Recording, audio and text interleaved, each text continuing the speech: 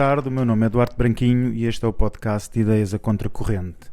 Depois da estreia na semana passada com o Jaime Nogueira Pinto, em que falámos sobre banda desenhada e ficção científica, tenho que agradecer a quantidade impressionante de mensagens e sugestões que recebi de amigos, de conhecidos, de muita gente.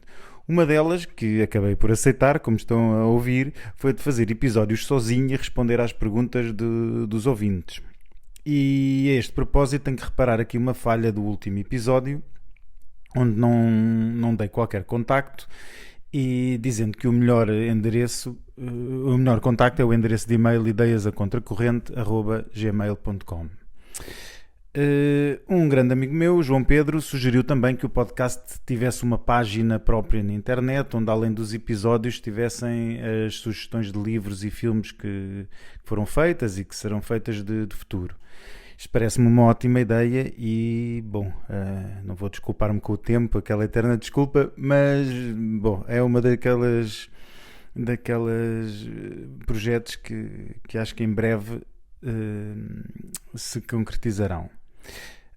Por enquanto, tenho que dizer que o podcast está disponível no Spotify e no YouTube, que são plataformas que têm um grande alcance. Aliás, há uma velha discussão sobre as plataformas a utilizar, se as mainstream, como se diz em português agora, ou algumas mais livres, mas menos conhecidas. Mas há, sem dúvida, um fator que não podemos ignorar, que é o do alcance. E neste caso, plataformas como esta do Spotify e YouTube têm um alcance, não é muito superior, é muitíssimo superior a qualquer outra. Bom, vamos então aos comentários e sugestões dos ouvintes. Até porque eu disse a vários amigos que bastavam esses comentários e sugestões para fazer um episódio inteiro e aqui está ele, vamos a isso. Um dos temas sobre que muita gente me falou foi o da duração do podcast. Lembro-me, o João, um amigo meu, disse-me que foi aliás a única pessoa que disse que achava que devia ser mais longo e que tinha achado muito curto, que queria ter ouvido mais. Bom, eu também, os que me conhecem sabem que eu não me calo, mas parece-me que os 30 minutos à roda disso é a duração ideal. Bom, tenho também outro amigo, o David, vejo aqui, tenho aqui nas minhas notas, que achava que esta duração era boa para o início, mas com o tempo se calhar fosse de alargar. Bom, eu não sou de seguir a opinião das maiorias, pelo contrário, mas neste caso tenho que concordar que 30 minutos parece-me que é o tempo acertado. E apesar de eu gostar de episódios mais longos, estou a ler-me de certos programas de algumas rádios de internet,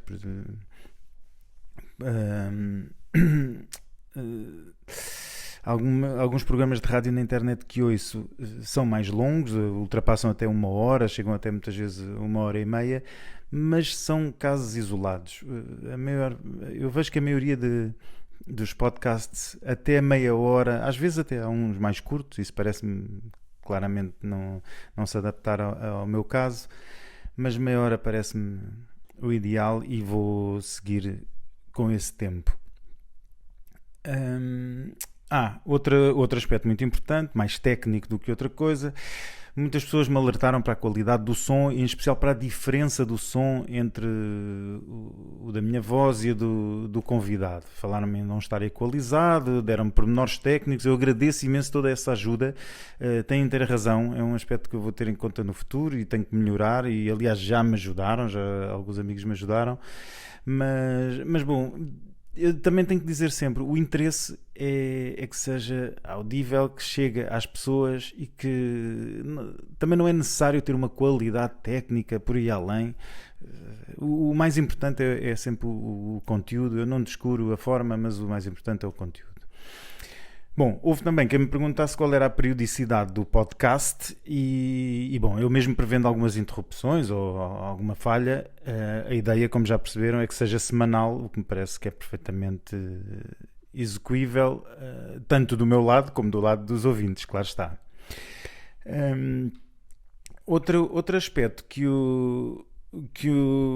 um amigo meu, o David, considerou que era curta, considerou que a descrição, aliás, do podcast era muito curta, e de facto mais curta não podia ser, ele tem razão. E não sei, é um tema a pensar, eu acho que ele tem razão, mas também não sei se melhora assim tanto, não sei se é por isso que vai atrair mais gente. Bom, David, agradeço, guardo a sugestão, vou pensar nela. Ele também diz que não falámos o suficiente no episódio anterior do Philip K. Dick, e eu diria que nunca conseguiríamos falar. E, como eu disse ao Jaime Nogueira Pinto no outro episódio, são dois temas nos quais nós podíamos falar e de repente dávamos pelo sol a nascer. Mas sim, fica até a nota para se fazer, por exemplo, um episódio só sobre esse autor e não os livros dele, os filmes que inspirou. É um autor que, de facto, é um dos grandes, sem dúvida. É um dos autores favoritos dele e é meu também. Aliás, já tivemos longas conversas sobre isso. Diz o David também que tem muita pena, na parte da banda desenhada, não termos falado do Enki Bilal. Ora, aí está outro tema daqueles que íamos ficar horas a falar.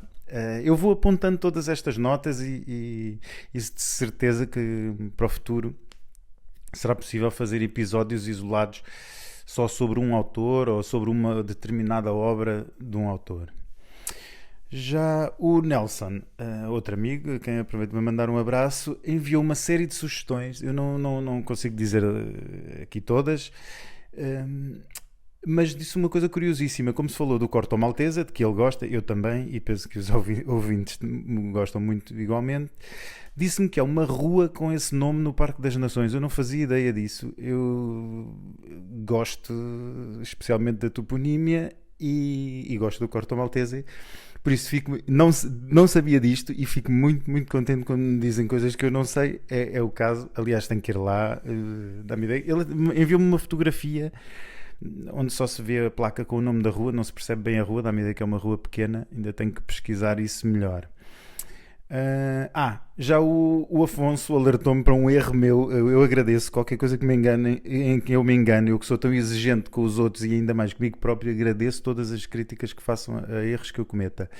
Disse-me que eu referi a Feira do Livro como Feira do Livro Alternativo, e refiro-me à Feira do Livro em que participou o Jaime Nogueira Pinto e o Pacheco Pereira num debate que depois deu aquela pseudopolémica, e ao qual nos referimos no episódio anterior.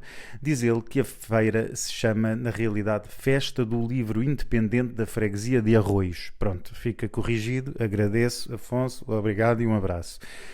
O João Pedro também corrigiu outro facto, e lembrou que o Frank Herbert não foi engenheiro de petróleos, foi jornalista, e que a inspiração para o Dune veio, ao que o próprio diz, ao que parece, das dunas do Oregon. Tenho aqui outro caso também, que foi o Flávio, a quem agradeço uma crítica enorme e pormenorizada que me enviou. Eu retirei só algumas coisas, desculpa-me, Flávio, mas não podia ler tudo. Diz ele que foi pena não terem referido que o Cavaleiro Andante foi uma iniciativa do saudoso Adolfo Simões Müller. É verdade, Fábio, tens inteira razão. Que já tinha sido o criador do Papagaio, a primeira revista portuguesa a publicar uma história do Tintim. Aliás, RG e Müller eram muito amigos. Mais tarde o Müller viria a lançar o Zorro. É verdade, Flávio, eu gosto muito do Papagaio, gosto ainda mais do Tintim. É um daqueles casos que eu lembro sempre. Aliás, quando visitei o Museu RG, foi uma das coisas que eu adorei essa visita, mas o lado a falha em falarem no caso português, no Tintim português, como eu gosto tanto de lhe chamar, deixou-me triste, para não dizer até revoltado.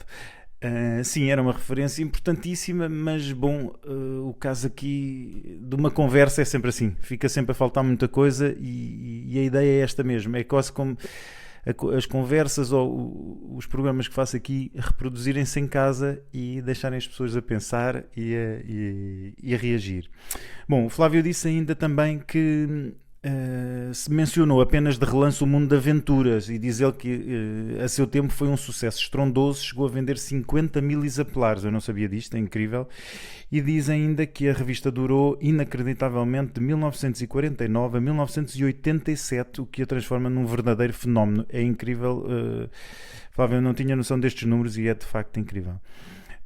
Diz também que o mundo de aventuras teve um papel notável a revelar a grande banda desenhada americana, com heróis como Flash Gordon, Príncipe Valente, Rip Kirby, Brick Redford e muitos outros.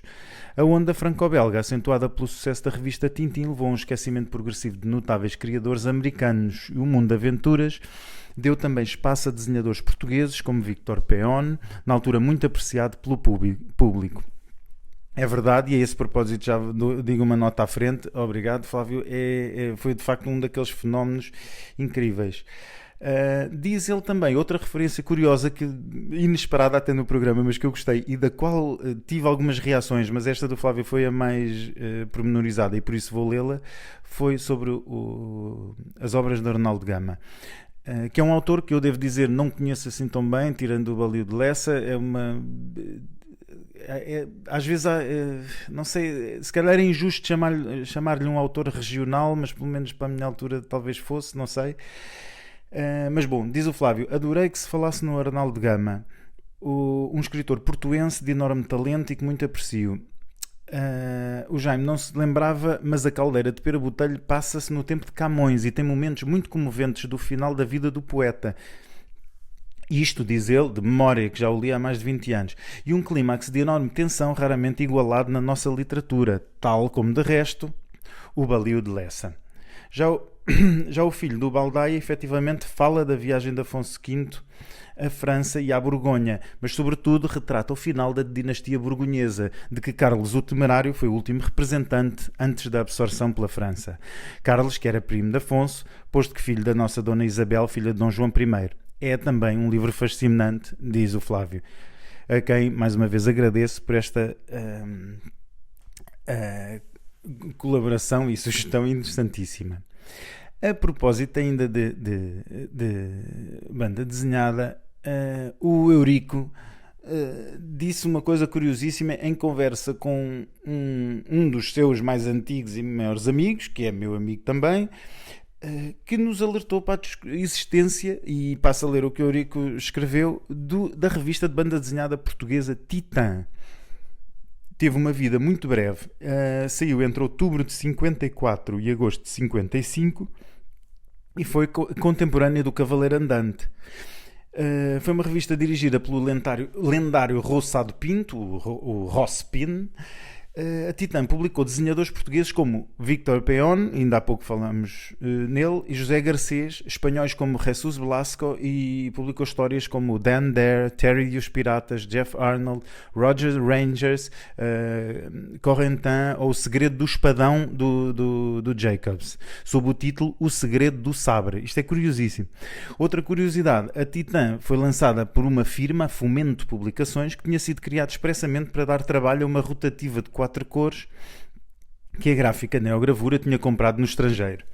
Mas a concorrência da altura era muita e boa, do Cavaleiro Andante ao Mundo de Aventuras, e a Titã acabou por fechar depois de 42 números. Eu nunca agradeço ao Eurico esta sugestão, agradeço ao nosso amigo em comum também que nos alertou para isso, e que tem uma coleção de, não sei se completa, mas grande, quase completa pelo menos, da Titã. Eu nunca vi nenhum exemplar ao vivo, aliás nem conhecia a revista, o que é sempre bom. O que eu gosto é de não conhecer coisas e descobri-las. Vi, obviamente, ele enviou-me, e procurando na internet é possível encontrar capas, pranchas. É muito, muito, muito interessante. Já agora, em relação ao Cavaleiro Andante, eu devo dizer uma coisa. Eu referi que tive acesso ao Cavaleiro Andante por via familiar, numa casa da província dos meus avós, havia uma coleção quase completa do Cavaleiro Andante, que infelizmente se perdeu, e eu, anos mais tarde, muitos anos depois, já adulto, consegui, através do meu querido amigo Bernardo Trindade, uma coleção completa e encadernada do Cavaleiro Andante, que é uma das pérolas da minha biblioteca, e fiquei muito contente com isso.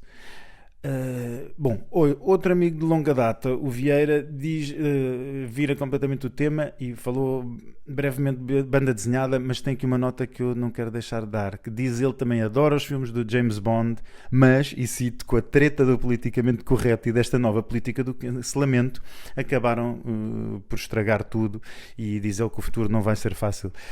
Não vai, mas é curioso que eu dessa série, não me recordo agora em que canal, essa série de reposições dos filmes antigos, há filmes do Bond que às vezes nós descurávamos por alguma questão ou outra, mas que hoje, também por causa destas políticas, dá-me a ideia que ainda nos sabem melhor. Outro amigo de longa data, o Rui Maria, disse-me, faz um comentário curioso. Diz ele que achou muito interessante ouvir-nos falar da banda desenhada, e diz que teve a sorte de frequentar uma escola primária que era quase geminada com uma biblioteca municipal, mas só despertou de novo para a banda desenhada depois desse período da adolescência e da juventude. Já só despertou de novo, já com o casamento. É uma coisa engraçada, muitos anos depois. Diz ele que não tinha tradição familiar das histórias aos quadradinhos, e que chegou até elas através das edições brasileiras da editora Abril. Só depois é que veio o resto, com especial interesse pela componente histórica, como o Alix, Príncipe Valente e outros. Eu disse-lhe na altura, de facto, na nossa infância, as edições brasileiras dominavam completamente. Mas ao mesmo tempo é curioso que a Abril, em especial, levou a Portugal, naquele formato pequenino, os cómics americanos, os títulos da Marvel, da DC, mas ao mesmo tempo do Brasil não chegava só isso, chegava também num fenómeno estranho e interessante ao mesmo tempo, banda desenhada europeia, como por exemplo os Fumetti. Foi através das edições brasileiras a que cheguei primeiro, ao Tex, ao Zagor, ao Martin Mister, que eu adorava, todos aqueles Fumetti, aquela banda desenhada italiana da Sergio Bonelli. Chegava também, muitos se recordarão, através da Record, o Tintin e outros títulos franco-belgas, entre muitas outras coisas. A propósito de Brasil, o Pedro, um grande amigo brasileiro, recordou um livro que é hoje esquecido porque hoje considerado muito politicamente incorreto, que é O Presidente Negro, do Monteiro Lobato. O Monteiro Lobato é um autor que é conhecido entre nós pelo Sítio do Pica-Pau Amarelo, que preencheu o imaginário da infância de tantos de nós, e o título completo deste livro é O Presidente Negro ou o Choque das Raças, romance americano do ano 2228, e foi uma coisa publicada em 1926. Ora, acho que pelo título, mesmo quem não tenha lido o livro, se percebe ao que se vai. Bom, é curioso porque este é naturalmente, com a eleição de Barack Obama nos Estados Unidos, este livro foi mais ou menos, quer dizer, pontualmente referido e ressuscitado. No entanto, até pela data, tem um cariz que hoje seria impossível de aparecer, ou seria logo cancelado, como hoje se diz. Há duas coisas que queria dizer em relação a este livro e aos pressupostos desse livro. Bom, como se entende, vivemos, o livro retrata uma época, pronto, algumas pessoas conseguem ver o futuro através de um aparelho, e descobrem que no ano 2228, nos Estados Unidos da América, o eleitorado branco está dividido, esta é uma parte curiosa, entre homens e mulheres. Os homens querem eleger um presidente, as mulheres querem eleger uma candidata feminista, e esta divisão acaba por abrir caminho a um presidente negro que acaba por ganhar. Não interessa agora o final da história. Há duas coisas curiosas neste exercício. A primeira é, hoje, lembro-me automaticamente do Submissão do Michel Houellebecq, porque, com as devidas distâncias e diferenças, não deixa de ser curioso esta divisão do eleitorado. No caso do Submissão, também há um presidente muçulmano que chega ao poder em França com o apoio, lá está, do centro-esquerda e do centro-direita, ou seja, dos progressistas, sejam de que lado forem. E a ideia que me parece do presidente negro, aquela ideia de as mulheres que apoiam um feminista, era a ideia do progressismo à época. Outra nota que quero deixar sobre o livro Presidente Negro. Apesar das óbvias inspirações no H.G. Wells e no Gustave Le Bon, aliás, o Wells era referido pelo próprio Monteiro Lobato como uma das inspirações, por isso não se trata aqui de interpretação. Eu achei sempre que o Monteiro Lobato se teria também inspirado nas obras do Capitão d'Henri, que era um pseudónimo do Émile Drian. Eram obras muito populares à época. Eu lembro-me, por exemplo, da minha avó conhecê-las. É engraçadíssimo. Foi até a vez que foi até por referência familiar que cheguei até elas. E havia obras destas, algumas em francês, que era era a língua franca, passa o pleonasmo de então, e que às quais as pessoas chegariam. E, por exemplo, um desses livros do Capitão d'Henri, chamado A Invasão Amarela, lá está um título que se explica por si próprio, foi traduzido em português e publicado em Portugal em 1916. Quer dizer, acho que não é estapafúrdio pensar que o Monteiro Lobato teria lido esta obra, ou pelo menos teria acesso à ideia desta obra, até porque no Presidente Negro há uma referência à conquista da Europa pelos mongóis. Por isso, esta ideia também era uma ideia muito comum à época. Pode ser que se tivesse inspirado aqui. Bom, já me alargo aqui com todas as sugestões. Eu quero agradecer a todos os que ouviram o podcast em primeiro lugar, que o comentaram, que me enviaram sugestões, comentários, tudo. Termino esta parte do programa propriamente dito com uma nota. Houve quem me dissesse: mas porquê é que deste o nome Ideias a Contracorrente ao teu podcast? Que falta de imaginação. E eu disse-lhe: bom, eu bem sei que isso é o nome do meu primeiro livro, mas é um nome, não é apenas do livro. Eu recordo na introdução ter dito, isto é um livro que naturalmente nunca acaba, na ideia de que as ideias, e em especial aquelas a contracorrente, não acabam, vão continuar. E hoje, não sob a forma de um livro, sob a forma de um podcast, continuamos a falar, a discutir e a sugerir ideias que saem do mainstream, para usar outra palavra portuguesa, entre aspas, que está tão em voga. Bom, e vou terminar então com algumas sugestões que é uma das secções, né, ou a secção deste podcast que eu quero que continue, seja a solo, como hoje, seja com um convidado. É falar sempre do livro que li ou estou a ler, do filme que vi ou que quero ver. Na parte dos livros, quero dar uma nota curiosa. Eu gostei muito deste livro, um livro do embaixador Franco Nogueira, que se chama Tóquio, Diário 1946. É um livro formidável, eu aconselho esse livro a todos os que não o leram. Quando o livro saiu, escrevi uma recensão para o jornal. Eu depois republiquei esse texto num livrinho que publiquei o ano passado, chamado Livros Lidos, Amigos Idos. E nesse meu texto deixei umas críticas em relação à edição. Uma delas era, e até passo a ler-me, onde é que eu escrevi isto, que era sobre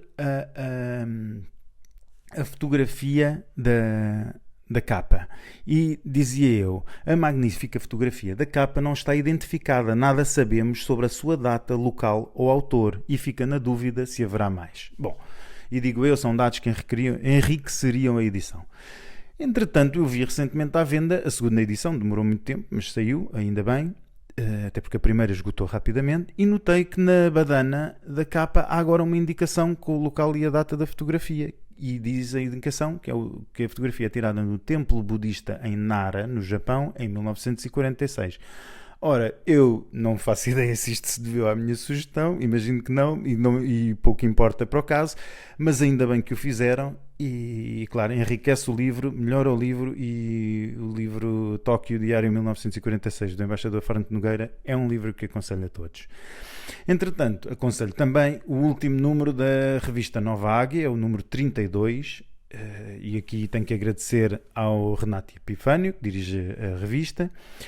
E, bom, é óbvio que a revista não se esgota nisto, mas eu falo especialmente na revista porque este número tem um dossiê que reproduz 3 das comunicações que foram feitas na sessão de homenagem ao professor António Marques Bessa, uma sessão intitulada Elites, Espaço e Poder, Contributos de António Marques Bessa à Ciência Política, que decorreu na Sociedade de Geografia de Lisboa no dia 12 de abril deste ano, e foi organizada pelo Nuno Morgado, que me convidou e a quem eu agradeço novamente.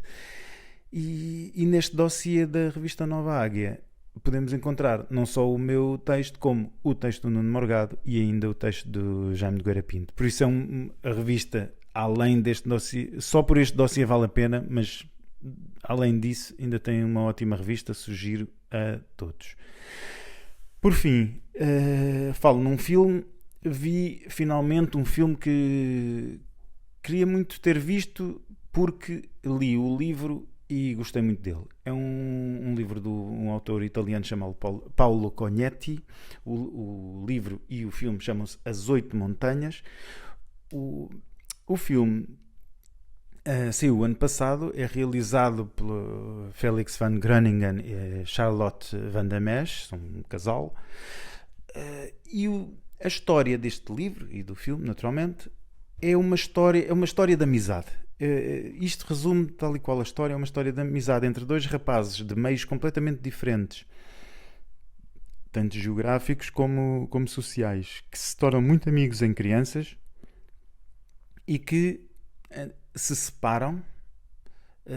Pelo meio há agruras da vida, há desentendimentos com os pais, há desentendimentos amorosos, e voltam a encontrar-se em adultos e são muito, muito amigos. E há de facto o relato de umas vidas que, como eu escrevi aí numa dessas redes sociais, são como as montanhas, são duras e solitárias, são frias e distantes, mas onde o sol bate por vezes e aquece os corações.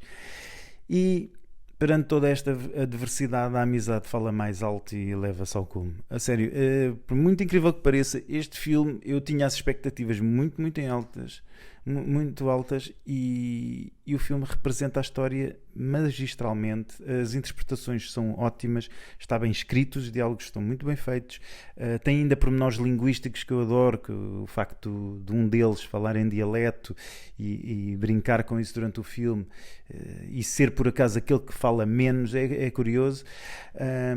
A fotografia também, a realização é formidável, até a música é boa. É um filme que eu aconselho a ver e rever. Eu vi na televisão, e só vos digo uma coisa, fiquei mesmo com muita pena de não ter visto no cinema, porque este era um daqueles filmes que pedia de facto um ecrã dos grandes. E bom, parece que isto, quando se faz sozinho, parece muito mais rápido, mas o tempo foi sensivelmente o mesmo. Resta agradecer-me a todos os ouvintes. O meu nome é Eduardo Branquinho. Até ao próximo episódio do podcast Ideias a Contracorrente.